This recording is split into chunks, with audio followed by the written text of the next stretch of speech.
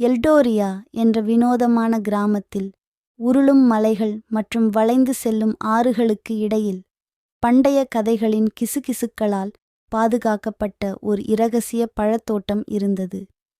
கனவுகளை நிஜமாக மாற்றும் சக்தியுடன் பழங்களைத் தரும் மந்திர மாமரத்தைப் பற்றி புராணங்கள் பேசுகின்றன. ஆர்வமும் நம்பிக்கையும் கொண்ட கிராமவாசிகள் இந்த கதைகளை ஒரு தலைமுறையிலிருந்து அடுத்த தலைமுறைக்கு கடத்துவார்கள். ஒரு நாள் லூனா என்ற உற்சாகமான சாகசக்காரர் இந்த மாய முணுமுணுப்புகளின் காற்றை பிடித்தார். தனது இதயத்தில் ஏக்கத்தால் உந்தப்பட்ட லூனா பழம்பெரும் மரத்தை கண்டுபிடித்து மந்திரித்த மாம்பழங்களைச் சுவைப்பதற்கான தேடலைத் தொடங்க முடிவு செய்தார். அவளது பயணம் அடர்ந்த காடுகள் வழியாகவும் குமிழ்நீர் ஓடைகள் வழியாகவும் கம்பீரமான மலைகள் வழியாகவும் அவளை அழைத்துச் சென்றது.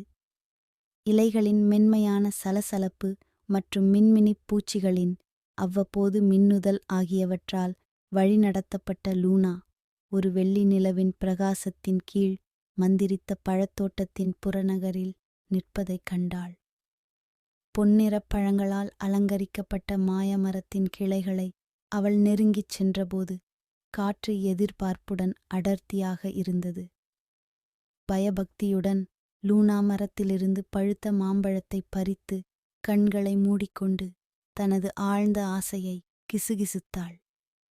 வார்த்தைகள் அவள் உதடுகளிலிருந்து வெளியேறியபோது இரவு வானம் வண்ணங்களின் மூச்சடைக்கக்கூடிய காட்சியாக வெடித்தது மற்றும் ஒரு மென்மையான காற்று அவள் விருப்பத்தை பிரபஞ்சத்திற்குள் கொண்டு சென்றது. லூனாவின் பயணம் தொடர்ந்தது. அவள் கிராமத்தின் வழியாக திரும்பிச் செல்லும்போது வெளிப்பட்ட மாயாஜால மாற்றங்களைக் கண்டாள். ஒரு காலத்தில் தரிசாக இருந்த வயல்கள் இப்போது துடிப்பான பூக்களால் செழித்து வளர்ந்தன. கிராம மக்களின் கனவுகள் நனவாகும்போது தெருக்களில் சிரிப்பு எதிரொலித்தது. இருப்பினும் உண்மையான மயக்கம் மாம்பழங்களின் மந்திரத்தில் மட்டுமல்ல, பயணத்திலேயே இருப்பதை லூனா விரைவில் உணர்ந்தார். உருவான நட்புகள் சவால்களை முறியடித்தவை. சுய கண்டுபிடிப்பின் தருணங்கள்தான் உண்மையான பொக்கிஷங்கள். மந்திர மாம்பழ மரம் எல்டோரியாவின் நம்பிக்கை மற்றும் உத்வேகத்தின் அடையாளமாக மாறியது. கனவுகள் நனவாகும் என்பதை நினைவூட்டுகிறது.